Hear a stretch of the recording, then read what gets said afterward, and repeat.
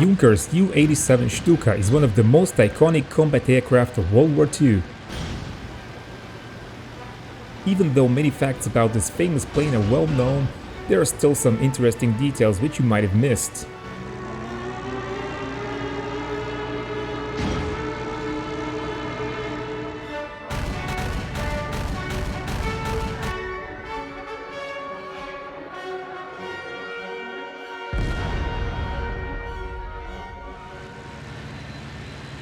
Number 1. Not all of them were dive bombers. Ju-87 is known as Stuka, which is short for Sturzkampfflugzeug, meaning dive combat aircraft or dive bomber.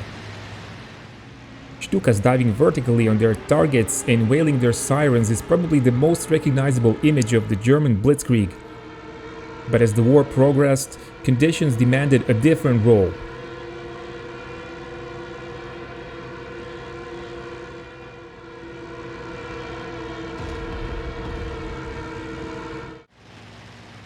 On the Eastern Front, Germans were facing large numbers of Soviet tanks which could easily break through German lines. This situation called for a dedicated anti-tank platform. The quickest solution was to mount large guns on an existing aircraft type, and Stuka was selected for the job. Its weapon would be two 37mm guns carried in pods under wings. Initially, the existing D models were adopted, but eventually the variant would be given G designation. The famous Stuka ace, Ulrich Rudel, was among the first pilots flying this type, and he achieved most of his tank claims with it. Stuka G or Gustav had the dive brakes removed. The airplane couldn't dive at usual Stuka dive angles with the gun pods anyway. He would usually attack its targets from lower altitudes and at shallow angles. Gun pods made the Stuka even slower and more vulnerable to enemy fighters and anti-aircraft defense, so the best way to employ them was to attack Soviet armor columns which broke through German lines and were advancing without much protection. Gustav was the last Stuka variant, and no more versions were developed after that.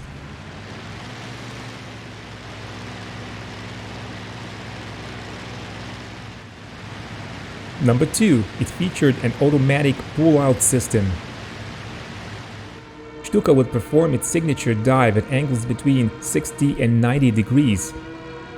Even with dive brakes on, speeds of 500 to 600 km per hour would be reached, and pulling out of such a dive required high G forces. At about 5G, pilots would experience grayouts, and higher forces would cause them to completely lose consciousness. To counter this, a system was implemented to ensure that the aircraft pulls out of dive, even with the pilot completely blacked out or seriously wounded.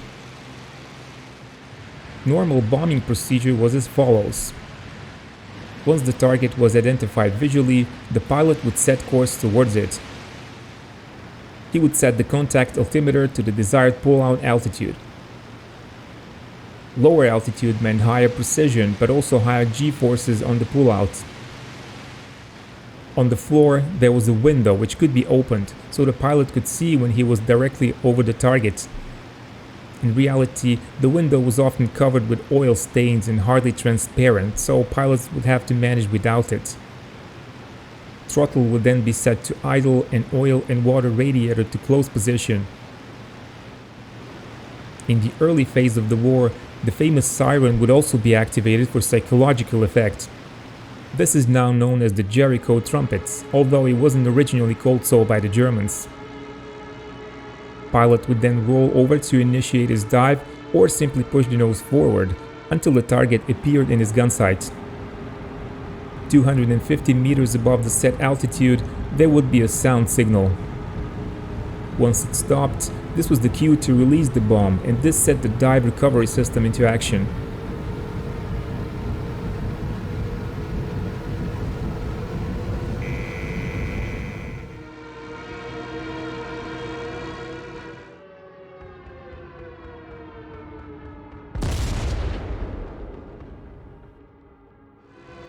Pull-out could go up to 6G.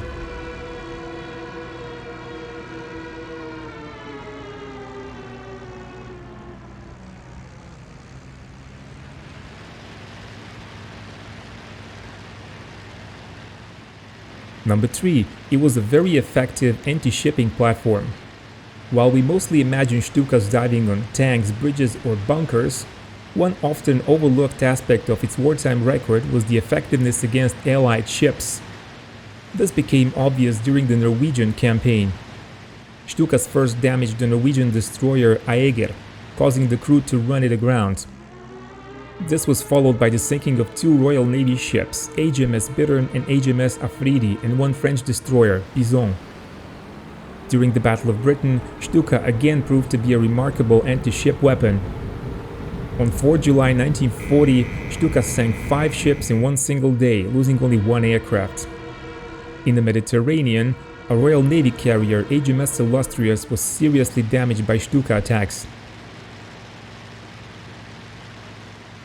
Eastern Front is not generally known for intensive use of naval forces, but even there, Stukas found and successfully sank enemy warships. Just the most famous Stuka pilot, Ulrich Rudel, is credited with sinking 1 battleship, 1 cruiser, 1 destroyer and 70 landing craft.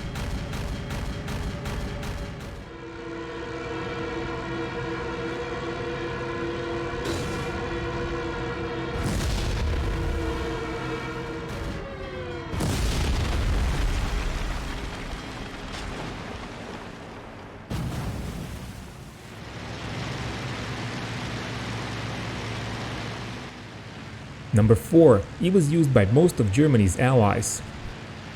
European allies of Germany either had no military aircraft production, or if they did, they had nothing comparable to the Ju-87, so most of them eventually acquired it for their use. Italy had its own dive bomber, Savoia Marchetti SM-85, but it proved to be a failure. So the Italians negotiated the purchase of Stukas to form 2 groups. The first examples came straight from German service, and they were given the name Picchiatello, which means slightly crazy, but the word picchiata also means an aerial dive. Italians used their Stukas in various campaigns such as Malta and Greece, but they never achieved notoriety of German Stukas. After 1943, some Italian Stukas even continued their service in the Italian co-belligerent forces.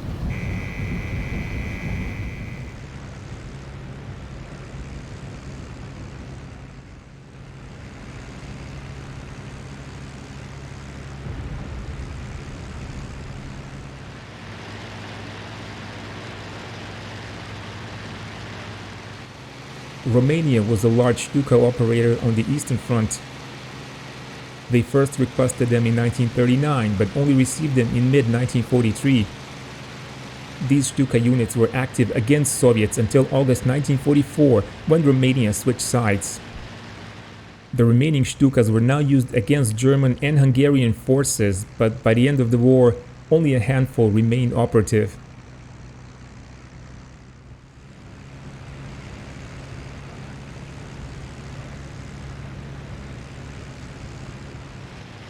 Hungary similarly received Stukas in 1943 and used them against the Soviets.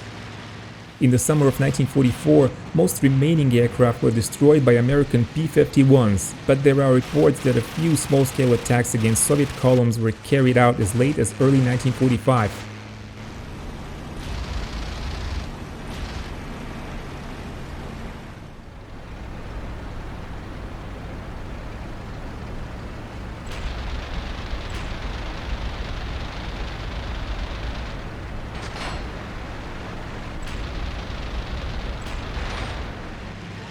Bulgaria and Slovakia also used a number of Stukas until Soviet troops conquered these nations.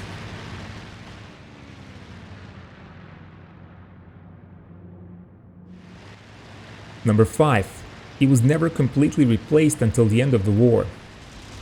Already in 1940, it became obvious that Stuka was vulnerable to enemy fighters. But despite this, the aircraft was kept in production until 1944, and it flew combat sorties to the very end. The number of Stukas in German service was decreasing as the war progressed. They were being replaced by Focke-Wulf 190 in their ground attack F and G variants. But as the Soviets were approaching Berlin, 3rd Gruppe of the 2nd Schlachtergeschwader still flew a number of Stukas.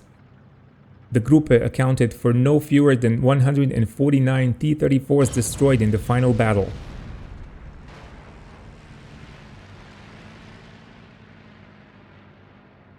If you liked the video, be sure to press the like button.